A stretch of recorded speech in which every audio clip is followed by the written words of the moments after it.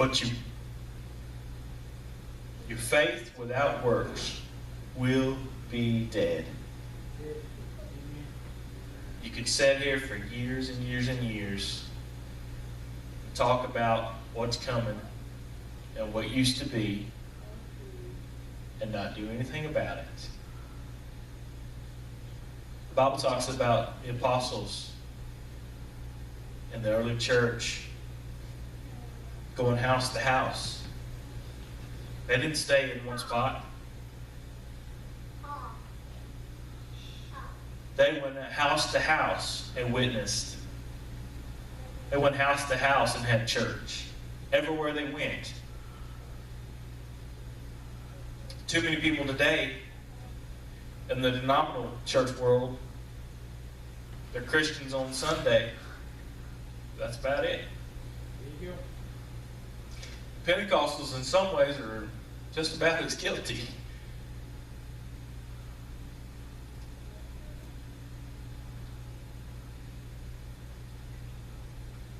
But oh, to have the faith of Moses. Oh, to have the faith of Jacob. Oh, to have the faith of Rahab.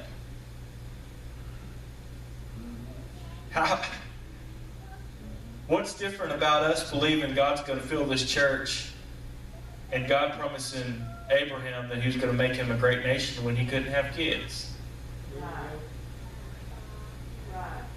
What's different about that? Why is that so hard for us to believe? He said his children were going to be, you couldn't number them, innumerable, as the sand of the sea. Now, if you've ever known anybody that couldn't have kids, and you go tell them that they're fixing to have a bunch of kids, they're going to think you're crazy. My mom can tell you that. She couldn't have kids, if you didn't know that. She's got 4 and 3 grandchildren.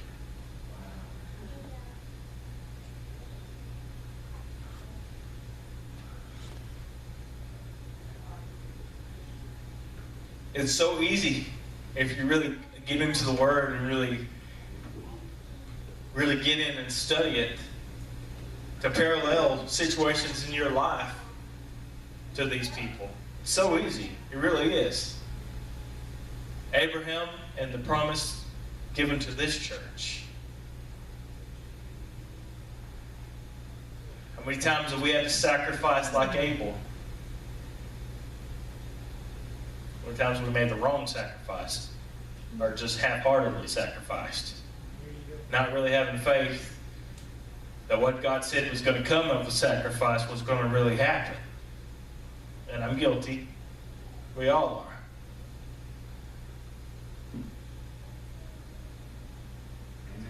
But oh, to have the faith of any of these heroes of faith. And we do. Oh, to use our faith. Wouldn't it be kind of neat if we get to heaven and God's added some more to that chapter? It's got your name in it. That'd be kind of cool. That'd be awesome. Faith is so simple. And it's simple, but we make it way harder than it ever would be, ever is.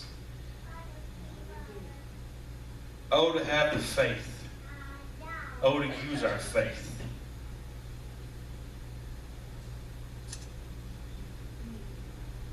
I'm excited about what God's fixing to do, aren't y'all? I'm ready to see it. I really am ready to see it. And I really do believe that this is the year. This is the year. 2013 is the year. Now, we've said that every year, but I really do believe it's this year. Come on now. Does anybody else? I believe it. We're all on board. We're ready. Now we've got to go out to the highways and byways and compel them. Come on now. If we're his hands and we're his feet, and we're sitting in a pew, his hands and feet are tied. Come on.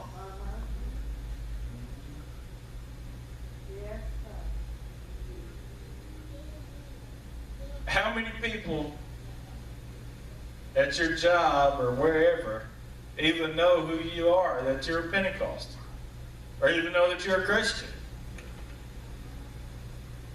Everybody in my store, there's 200 plus people in my store, and everybody knows who I am. I have probably 10 or 15 people that talk to me about praying for them or want to talk to me about church. Yeah. People know who I am. And I'm not ashamed. Amen. I'm not ashamed. The other day, one of the guys asked me a question in the middle of a lunchroom, crowded lunchroom, with the HR manager standing there. I said, oh boy. The HR frowns on stuff like that. But I didn't care. He asked me a question about the Bible, and I told him. The HR manager is kind of standing over there in the corner looking. I didn't care.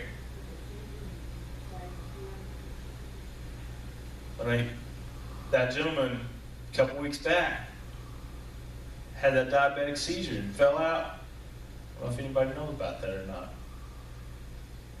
Had a older guy, probably in his 60s, late 60s, walking down the aisle. It was just me and him. I was at my desk. He started stumbling sideways and fell into a display, and then he stumbled across the aisle, and he's just back and forth, all about to fall. And I ran over there and caught him. I set him down. I called the manager and everything. Anyway, we thought he was having a stroke, but it turned out it was just low blood sugar. 23 is what it was. Yeah. So he was out of it. But an elderly couple that had ran up to help me, the lady said, well, let's pray. I said, great. So we did, and I got loud, louder than they were. And they kind of squatted because they were listening to me. And we prayed. And my assistant store manager standing there, and he stepped back and just watched. Crossed his arm and just watched. So I didn't care. Why should I care? That's just a job. Why am I going to lay down my faith for a job? Come on. If I get fired for praying for somebody, I got to open up another job. I'm not worried about that. But I'd rather me be a witness, because even though that elderly couple had suggested the prayer, the way I prayed and the way they prayed were two different ways. And they both thanked me for praying. And I could tell they were kind of questioning who I was and what I was about. They left before I got a chance to talk to them. But I made an impression in my assistant store manager, because he saw that I wasn't going to sit over there and not pray or kind of whisper or just mumble. But no, I prayed just like I pray up here. Not quite as loud, but I prayed like I pray up here. Because I'm not ashamed. I said I'm not ashamed. If somebody walks up to me in Walmart or on the street, okay, let's pray. I'm not ashamed. That's how we all have to be. We have to pray for a boldness. I had an evangelist one time pray that over me when I was a young man. And it worked. God put something in me that, to my detriment, because I'm bold about a lot of stuff. My wife can tell you that. I get myself in trouble a lot. But I'm bold in the right ways too. We all need that. We need that boldness. Next time God gives you an opportunity, jump on it. Everybody in here has had a chance. If you look back, there's been some opportunity. Somebody said something about God, Somebody's prayed a little bit over their food. Did you just kind of duck your head or walk out real fast and hope they didn't see you? Or did you go over there and say, hey, let me help you. Let me pray with you. That's how we got to be. He said, if you're ashamed of me, I'm going to be ashamed of you. I don't want God ashamed of me. Does anybody in here want God ashamed? No. I won't be ashamed. I will have faith. I'm going to practice my faith everywhere I go.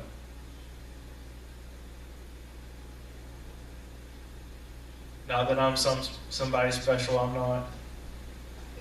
But I understand the concept of everyone's given a measure of faith. And I also understand that I'm not going to be healed, or I'm not going to get a better job if I don't have faith for that.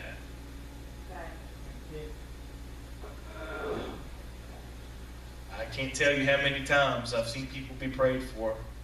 Been in church my whole life. Seen people be prayed for, and you knew they didn't have any faith.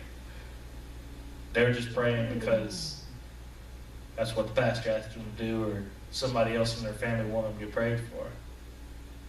But then I've seen people that they had faith whether they were going to get prayed for or not. And God healed them right then. I've seen God heal people right then. Because they went up there, they didn't even question. They didn't question whether God was going to heal them or not. It wasn't even a question. They said, God said He's going to heal me, so I'm going up there. Come on now. I've seen people walk away from their canes to come up and get prayed for, or walk away from their walker, and not walk back to it. In Wales, we had canes hanging on the wall and crutches because people had faith. They knew this was a house of healing. This was a house of prayer. They knew if I go up there and get prayed for, I'm not getting prayed for so the preacher can have something to do. I'm getting prayed for because God said He was going to heal me. There you go. And that's it. I've talked about childlike faith. That's how easy it is. It really is. You got to make up in your mind that you're sick and tired of being sick and tired. You got to make up in your mind that you're tired of being that way, that you don't like it, and that God bore His stripes for you. It says, by His stripes we're healed. He wants you to make the first step. He wants you to decide, my God is the master of the universe. He can heal my body. He can heal my body. But you make up that in your mind, I don't care what it is. I really don't care what it is. The Bible said He bore 39 stripes. And I looked it up when Dad said that the other night, 39 stripes for every major disease. And it's true. It really is true. All diseases can be shrunk down to 39 categories. And He bore a stripe for my sickness. But I'm not going to accept it. I'm not going to have faith that He's going to heal me. So easy. So, let's stand, everybody.